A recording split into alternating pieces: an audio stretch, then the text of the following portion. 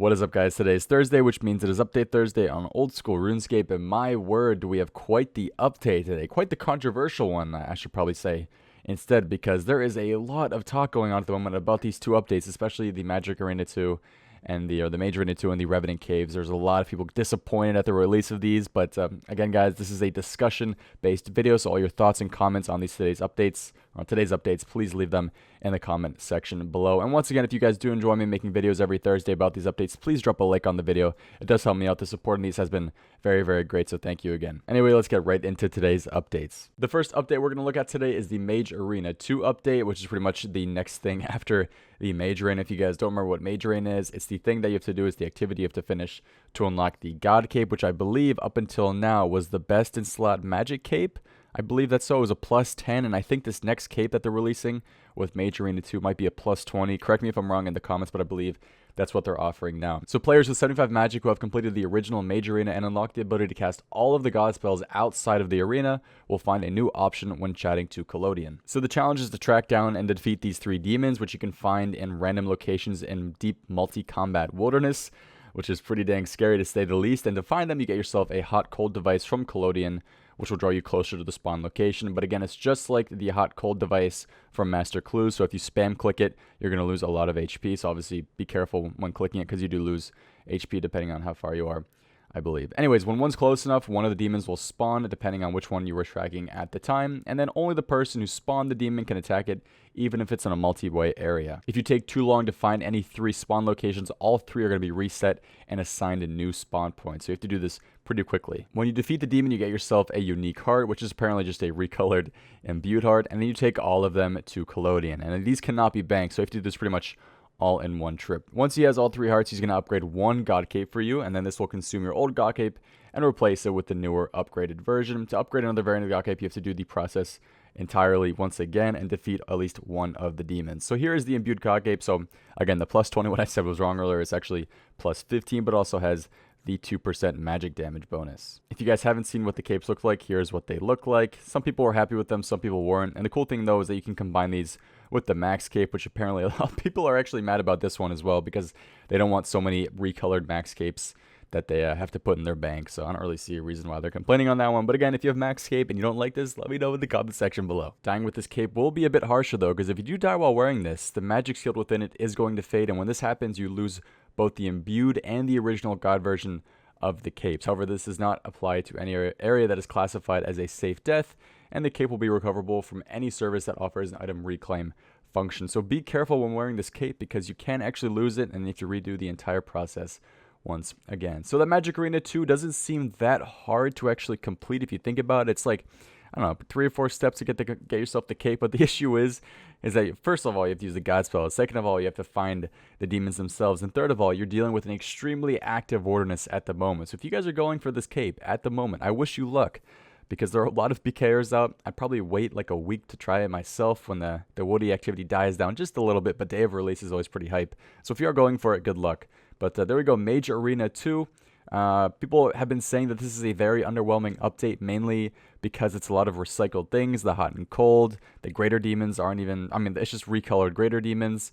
The concept of just going around and tracking these things. People wanted the Magic Arena 2 to be completely different, something a lot more intense, something that you actually have to do at the original Mage Arena place, and like a second level there or something. But again, it seems pretty fine to me, but I guess in terms of recycled content, I can understand it. I mean, a lot of it is things you already have to do for other things. It's just recolored or recycled things that are already in the game, but it doesn't seem that crazy to me. But again, let me know in the comments if you guys do try it, if you have gotten it. And then next up, we have the Revenant Caves. Now, to me, I've made a whole video on this topic. I've mentioned in so many videos in the past how much I love Revenant Caves. They pretty much made my YouTube channel. You guys know how much they mean to me. Just, I don't know, not necessarily the Revenants themselves, just the whole concept of the Revenant Caves, again, because it helped out my channel so much. I made so many videos on it, and I was just a big fan of them back in the day. However, they're being released a bit differently this time, as you guys know, because the Revenant Caves themselves passed, as well as the Revenants did.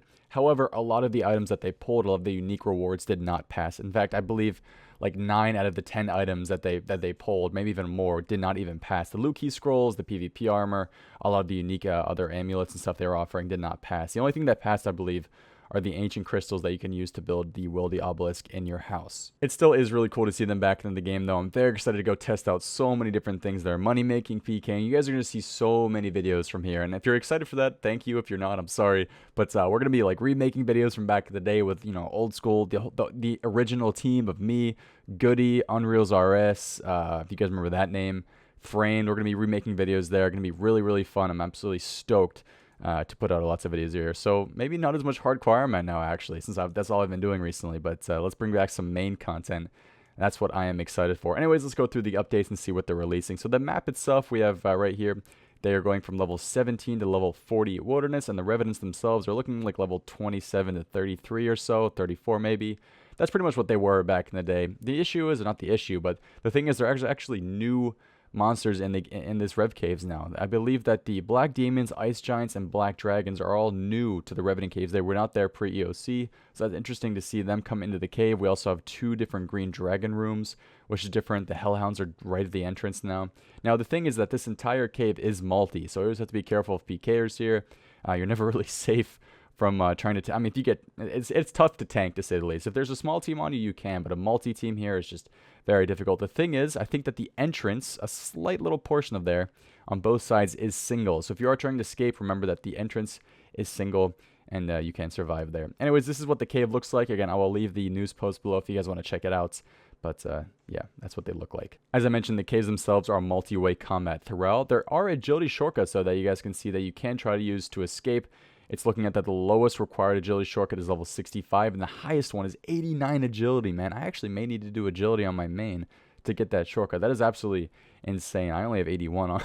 That's actually sort of embarrassing, man. But anyways, all the monsters in the caves are included within the Wilderness Slayer monster list, with the Revenants being the newest addition. Some of them are apparently pretty difficult to defeat, so make sure you enter the caves prepared. The higher level the Revenant is, the tougher it is to actually kill, but the better chance it has of dropping an item. So here are some of the items that they're adding with the Revenants. First off, we have the Bracelet of Ethereum, which you can charge with a new tradable consumable item, the Revenant Ether, which are a guaranteed drop from Revenants. When you wear this Bracelet of Ethereum and you charge it with the Ether, then you actually are no longer going to be aggressive to the Revenants when you enter the cave, which can be very, very useful. However, each attacker is going to drain 1 charge from the bracelet. Once all of the charges have been consumed, the bracelet is going to revert back to its uncharged state, which loses the effect. And the item will most certainly be required and meant to stay in the caves for a very long time. It has an out value of about 43,200 GP and will always be dropped on death. Always. It can never be protected with the default 3 items. So yeah, you can actually 3 or 4 item protect this. It's always going to be dropped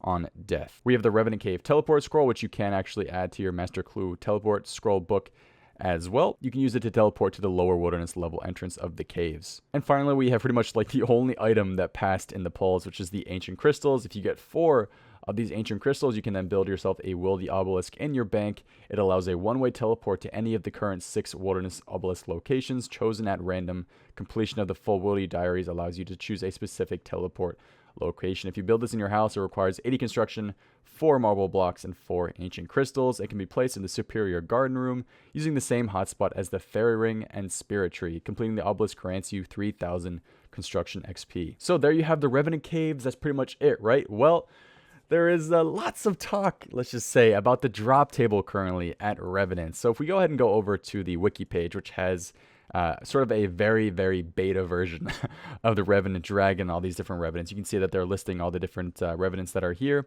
Thing is, a lot of these aren't even finished pages yet, so if you go to them, they are very, I guess, limited on what they're putting. They'll be updated today, pretty much probably look a lot better, but this is pretty much on release, so that's why it looks so scuffed, to say the least. But we head to the Revenant Dragon, we can see that people are already updating what is dropping, and we have some interesting things. We have the Magic Seed, Onyx Bolts, a Dragon 2H, Runite Ore, Addy Bar, 100 Blood Runes, Law Runes, Player Killer, I don't know who DJ Villius is.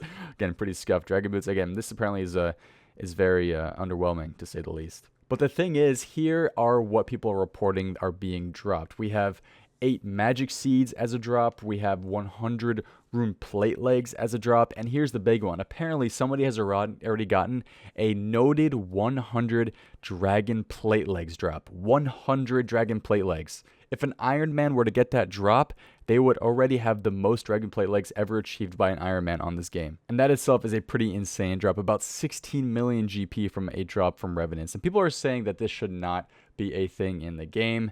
They were pulled at 2 million GP per hour. That being said, all of the items that they pulled did not pass, so the Revenants came into the game with pretty much no items that they could drop, so the team had to come up with pretty much a generic drop table that dropped these items that could be around worth 2 million GP per hour, and then they came out with these rare drops, these noted drops, the 100 Dragon Plate Legs, the 500 Onyx Bolts, the 8 Magic Seeds, the noted Rune Plate Legs as well. And it's pretty much the rare drop of Revenants. It's what people are going to be aiming for, I guess, when they come here. And people are saying that this should not be a thing, that this generic alk loot drop table is not healthy for the economy. Well, here's the thing. You got everybody else. I'm not going to say you guys, but I don't really know who's watching, but these people voted no for the polls. They voted no to every single reward that was pulled. So they were expecting this drop table to come out into the game. So I don't really know why they're surprised. I guess people just aren't used to seeing this mass amount of items dropped at once. I mean, 100 Dragon Plate Legs, that's unheard of, that's absolutely crazy. It's very interesting to think of and talk about. I'm very excited to try to go for that drop because that's the big one right there. I mean, a 16 million GP drop in the Wilderness. Not many things in the Wody actually even drop something that expensive. I can't even think. I mean, the Visi is at KBD, but it's in a safe area. I don't even know if anything in the Wilderness drops something that rare. Now that I think about it, I mean, with the Odium shards and stuff, those are still only worth like 3-4 million GP. It's a very big drop. People have to be scared because if you get that drop, if you get that noted drop, you only protect like 3 or 4 of those Dragon Plate Legs. The PKers get everything else.